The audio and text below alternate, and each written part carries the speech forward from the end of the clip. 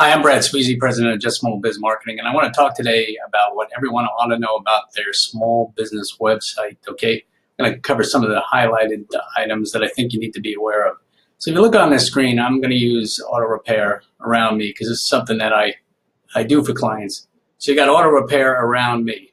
So I type that in, and this is how somebody who's looking for auto repair is probably going to type. They're going to do auto repair around me, or auto repair near me, etc., something like that. They're going to type something along those lines, okay? And they're going to get some results, right? Now, the next thing they're going to do is they're going to look at, probably going to look at the reviews. Okay, so Google kind of doesn't necessarily sort these by review all the time because there's more than certainly 3 places around me in Orlando, but these are the 3 closest. So what you're going to do then is you're going to then do what they're doing is go, I'm going to take a look. Well, I got 4-star, and I probably don't really want to look at that. But some people might not look at that 4-star, and they're going to go right to the website. Okay? So you look at the website. The first thing you see here when you go to this website is what? It looks like it was created in 1980, at the beginning of the internet, so to speak. So it is old. Let me pull it up on my phone and see what it looks like. All right, I picked it up on my, pulled up my phone, and if you can see, it looks kind of dated that way as well. Okay, so the first thing you're thinking of sometimes when you're looking for something auto repair, especially if you've got a newer car, for example, you might be going, this site looks like it's old, and it was probably done by somebody who's probably more experienced in the auto industry, though when you look at the photo, it actually looks like he's actually not 80 years old, etc. So this website is very, very basic. Okay, so you're going to see they're going to look at that. Now, the advantage of it being old is it loaded pretty quickly. But the challenge here is I'm busy. I pull up this website. Now I go to the second page. Where's the phone number? Let me go back here. Where's the phone number? Here it is, right here. Now, if I'm on my cell phone, I have to actually go down and scroll down, and then I can see it down here. But when I'm on it, I can't click it. No. Oh, I can call it. So it actually, with my phone, it lets me call it. Okay, so that's one thing. So they're not going to spend a lot of time on there. They kind of want to know, do you know what you're talking about, etc. So they go there, we do that. They're not going to spend too long here. So that's the other thing. A lot of times you can spend a huge amount of time on a website and developing it, etc.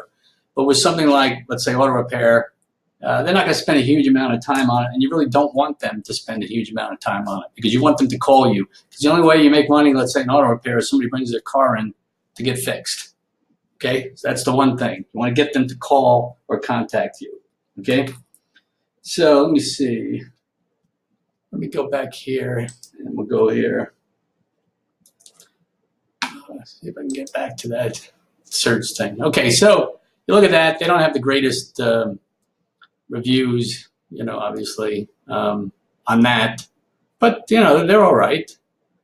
So the other thing, let's take a look at this one. So, Sloan's Auto, they've got an updated website, loads pretty quickly. The phone number is right there at the top. Okay, so that's important. You want to have the phone number up at the top, etc. The other thing I want to talk about, what you should know is nobody really, I don't want to say believes your testimonials, but if your testimonials are on your website, chances are, I might be going out on a limb here, but chances are a testimonial that you put on your own website is probably going to say good things about you. I don't think anybody who's unhappy is going to write something bad that you're going to put up on your own website. It could happen. But that. The other thing is it's got 5-star rating. Orlando Mechanics and Auto Repair. It says 5-star rating. Well, 5-star rating by who? Okay, who gave him a 5-star rating? I don't know what that means.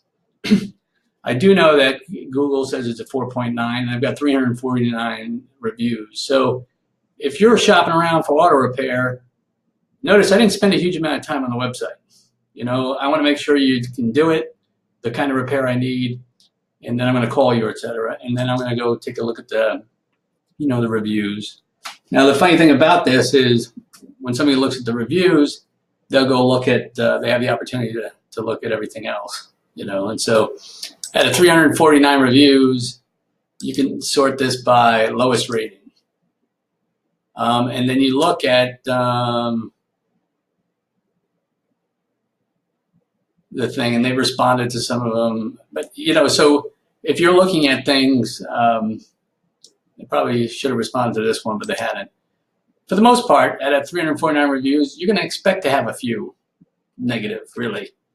That's just the bottom line. You're in business. Nobody's ever going to be happy completely all of the time. So they're actually in a pretty good situation here from a customer perspective. But you notice here is people don't spend, like I said, a huge amount of time on your website. You can make these very involved websites. Let's find a sort by its best match. Try to see if we can find some more places that might have like really bad reviews, or like, I don't want to say bad, but when you start getting to 3.6 category, that's not necessarily good if you're a business person, because when you're working for something like Midas and you're in a repair shop, you're paying Midas a certain amount of money as an auto repair shop to have that franchise, to have that name on the side. So you really want to hopefully have some credibility. I mean, this response, this center's got 3.3 stars, and it's an ad. Okay, so if you look at it, 3.3 stars or 4.9 or 5 stars, which one are you going to go to? I mean, now let's go take a look at the website. You can see this is the Sears website here, and there's the store, and there's the store number, etc. They've got their offers down there, services, etc. But I mean, it's the same wherever you go with Sears, etc. So it's something to take a look at. So really, when you start looking at things, you really want to make sure with your website, what you ought to know is you got to make sure that people know where your phone number is, know where you're located, so they can make a decision quickly. Make sure it loads fairly quickly. Don't take 10 seconds to load the website, especially on a phone. Some people are just going to go elsewhere. And you also want to make sure it's updated, that it looks somewhat modern. It doesn't have to be the best thing. Like Craigslist is not ultra modern and it works, but for the most part, you got to spend some time on it. Look at some of your content and see, is it new? How old is it? Is it a couple of years old? I got somebody who contacted me, and I went to their website just today, July 6th in 2019, and the latest content on there was I think 2018. So it's a year and a half old or something like that. So make sure you're updating your website. You don't have to do it every day. I know a lot of people out there say, yeah, you got to update it constantly. And that is important, but it's not crucial for a small business, okay?